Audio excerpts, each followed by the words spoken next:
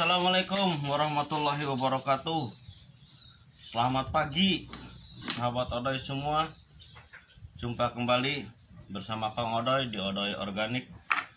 Kali ini setelah beberapa waktu lalu Kang Odoy menyampaikan tutorial bagaimana memanfaatkan apa yang berada di rumah sekiranya bisa dipergunakan untuk menjadi bahan-bahan penyubur tanaman seperti tanaman-tanaman organik di sekitar kita ini.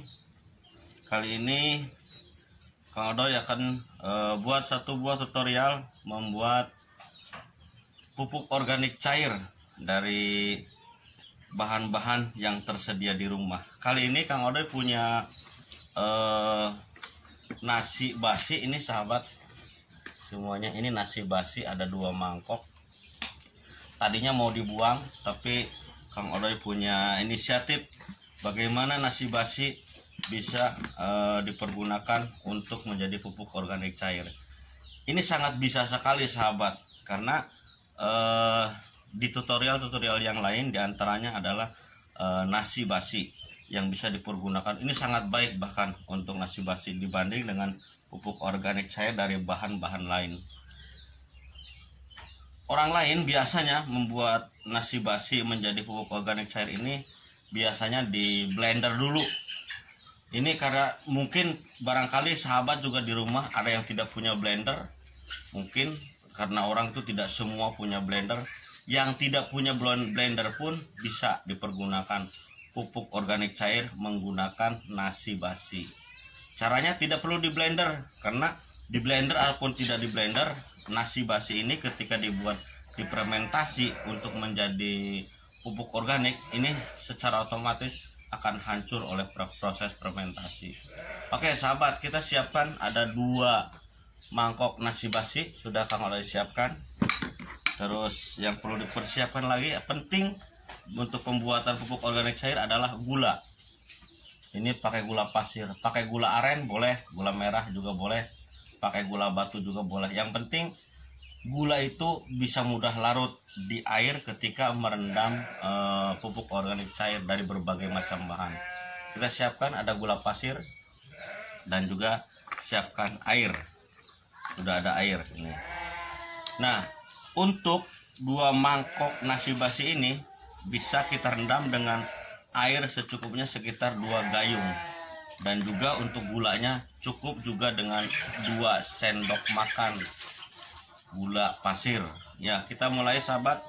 Nih kita perhatikan satu persatu nasi basinya kita masukkan ya. Terus yang keduanya, nah setelah itu langsung kita isi dengan air. Cukup 2 gayung juga. Ya, seperti ini. Setelah dengan 2 gayung air, lalu kita masukkan 2 sendok makan gula pasir. Tujuannya apa? Di dalam pembuatan fermentasi untuk pembuatan pupuk organik cair, bahan pokok gula ini sangat diperlukan, karena kalau tanpa gula maka di dalam proses fermentasi akan banyak kemungkinan gagal. Karena apa?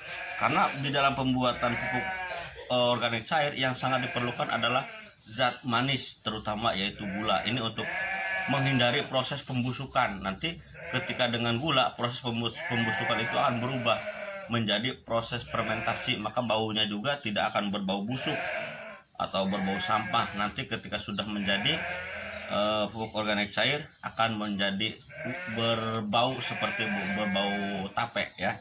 Oke sahabat, sudah kita masukkan gula pasirnya, lalu kita aduk-aduk, biarkan sampai merata. Nah, setelah itu kita tutup yang rapat, tutup begini, biarkan sampai